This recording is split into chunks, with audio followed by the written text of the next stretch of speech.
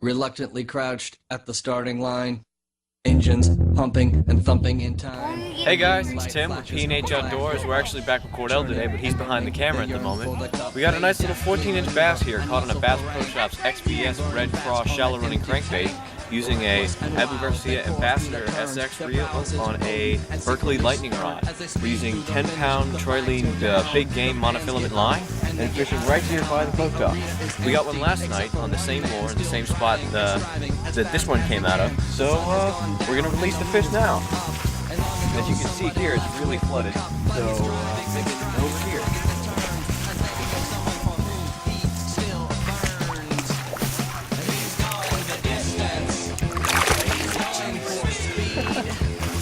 We always release our fish because we're all about conservation, preservation of the sport. We'll get back to you with more. Hey guys, we're back. We had some lunch.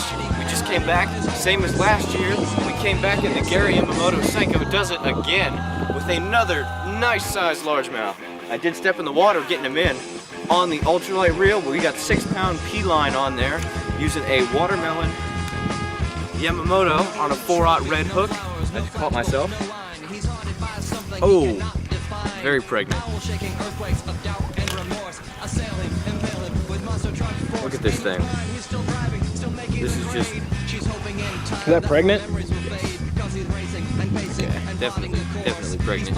Well, we're gonna get the we're gonna take a few pictures and then get the release. We'll be back in a second. Wait. Going in for the release. My other foot just got wet. Ah, it sucks so much. How are you feeling? A little disappointed. What happened? Lost a fish. Again? Yeah. That fish. And you saw it jump out. That was I heard your drag going. You see him jump out of the water? Yeah, I did. That's kind of sad, man. I feel bad for you.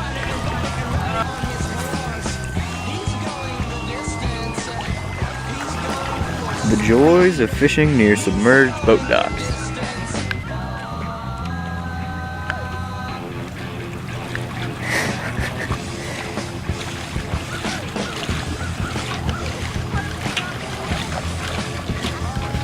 So Cordell, how's the water feel?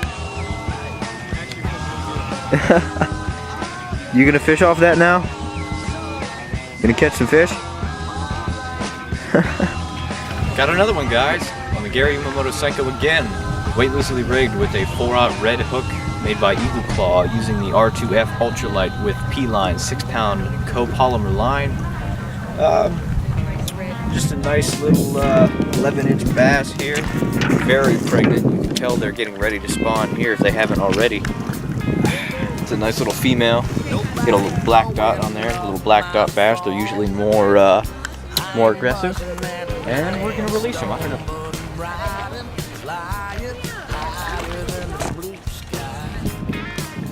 Hey guys, we're back. Just got another fish here on the Gary Yamamoto Senko in the ultralight. We moved over and I got it right out in open water. And it's not too big, but it looks like it.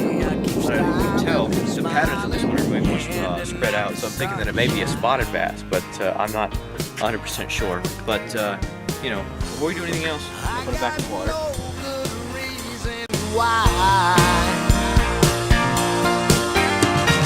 Damn, it feels good. This is Tim with P&H Outdoors. Obviously, as you can tell, I've switched cameras. Using that little shallow running crankbait again. And on the first cast of the day, I got this nice little pregnant female here, right off the same edge that I've got all my females off of. And we're gonna release him right here, or her. First cast of the day. Looking pretty good. Don't feel any of that. You feeling good about yourself there, boy? Give me some loving, brother. Give me some loving, brother. Alright.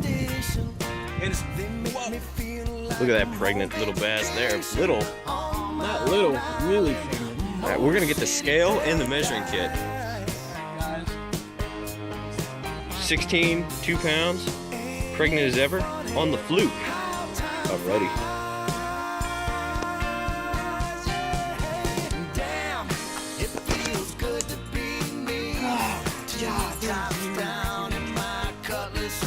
Hey guys, this is Tim with Pinchot Outdoors.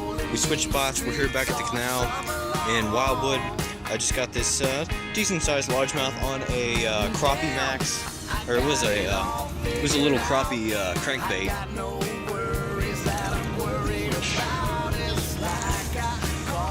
It was right out over there. Hopefully we'll get back to you with more. Guys, I just got this nice 14er on a little finesse worm that I got from a buddy of mine today. It's just in a Ziploc bag, so I'm not sure what it is. But got him on that little Fluger President reel.